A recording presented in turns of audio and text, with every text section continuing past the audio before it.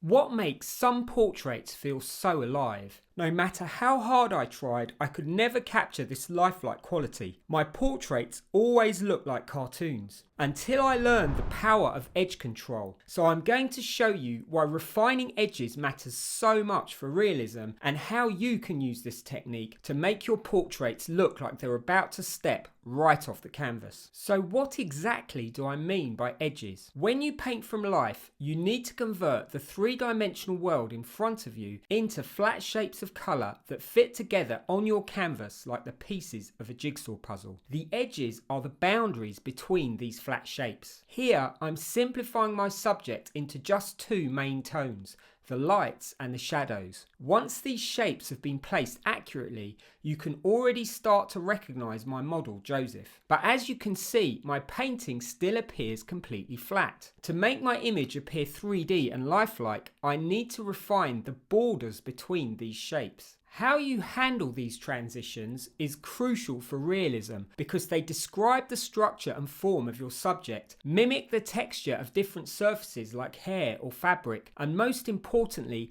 they control where your viewer will focus their attention. But in order to paint convincing edges, you need to understand what causes different kinds of edges, how to identify them, and how to recreate them with actual brushstrokes. So let's break down exactly what creates different edges. Remember how I simplified my subject into just two main values? Well, the same thing that creates these big shapes affects the boundaries between them, light and dark. So edges are really just transitions in tonal value. If one shape is much lighter or darker than another, the edges between them appear more clearly. But if the values are closer together, the transitions are softer. Realist painters usually group edges into four main categories. Lost edges, where two shapes are the same value, the edge completely disappears, like the side of Joseph's nose. Soft edges, these describe a change in form, like where a shadow turns towards the light. Hard edges occur where there's a strong contrast in value, like the outline of a dark object against a light background. But remember, hard edges are actually very rare in nature. Too many will quickly make your painting cartoonish, destroying its realism. That's where the final category comes in, firm edges. Even along a clearly defined outline, not all the edges will appear equally hard. Only where you focus will look sharp and everywhere else will soften. So when you're painting, you need to look for just one or two main focal points, then soften the other areas ever so slightly. This is what will make your work feel truly real. To show you exactly how I achieve all these different kinds of edges, I'll be painting a portrait of Joseph, filmed at a recent workshop in Berlin. If you want early access to workshops or my online program when I open places in January, there's a link below. There are probably as many ways to create edges with oil paint as there are different types of edges, but they mainly fall into two categories: blending, mixing colours together right on your canvas, and painting the transitions by applying intermediate values with clean, deliberate brushstrokes. You can blend with your brush, your finger, or a palette knife. You can hatch like you would with a pencil, or you can drag colours into each other. Here, I've blocked in the larger shapes like the hair and the background, and I'm starting to add a cooler colour for the beard. Notice how the stubble gradually fades into the warmer flesh above it. To achieve this soft transition, I'm dragging some of the flesh colour down into the beard. Blending like this takes real control and finesse. It's where most beginners go wrong and why they're often advised not to blend, because it's so easy to overdo it. Oil paint is a messy liquid. If you fiddle around too much, your colours will quickly turn to mud. If you blend, use just one carefully placed brushstroke, then stop. If it doesn't look right, resist the urge to keep going over it. Scrape back and start again. Later on, I'll show you a few situations where blending is useful. But first, let me show you another way to create soft edges that's much easier to control. Remember, edges are transitions in tonal value. Once you identify a softer edge, mix the intermediate values on your palette and apply each one with a clean brushstroke. Here, I'm placing a value between the flesh colour and the highlight along the edge of the cheekbone. Notice how this already makes it appear rounder. Think of this like sculpting.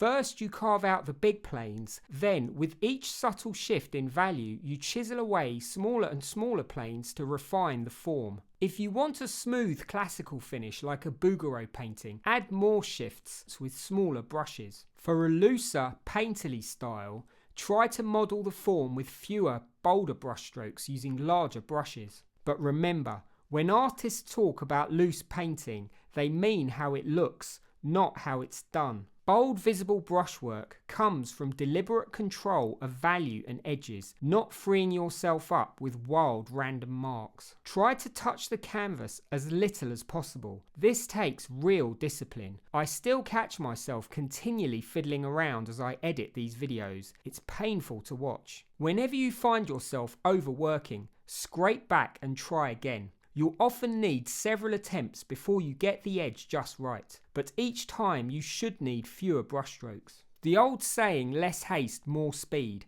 definitely applies to painting. Mastering this process of slowing down and holding back from fiddling is the real key to beautifully refined paintings. I'm now starting to work on the area just above the bridge of the nose. To refine these smaller shapes, I'm switching to smaller soft-haired brushes. The softer hair lets me apply paint cleanly on top of wet layers, while stiffer brushes are more likely to disrupt the paint underneath, mixing the colours together. Achieving the right edge quality can be really tricky without the right kind of brush. Up until now, I've mostly been using Filbert bristle brushes. These are flat with rounded ends, making them incredibly versatile. Their shape naturally gives you softer edges as they blend colours together, but you can also get firmer edges by turning them on their sides. Flat brushes, on the other hand, are perfect for creating really crisp hard edges, so it's also useful to have a couple of these.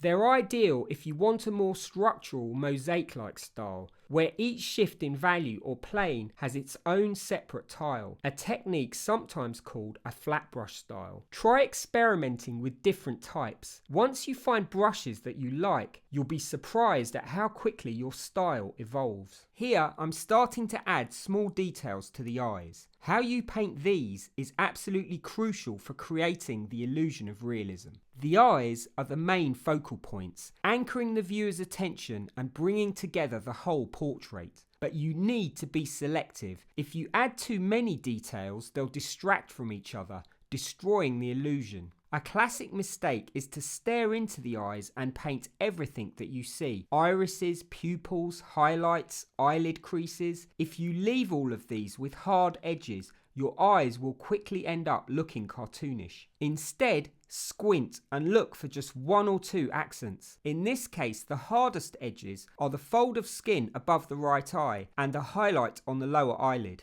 Everything else, like the edges of the irises, is slightly softer. And remember, when we look at someone, we only ever focus on one eye at a time. So none of the edges of the left eye will be as sharp as the accents on the right.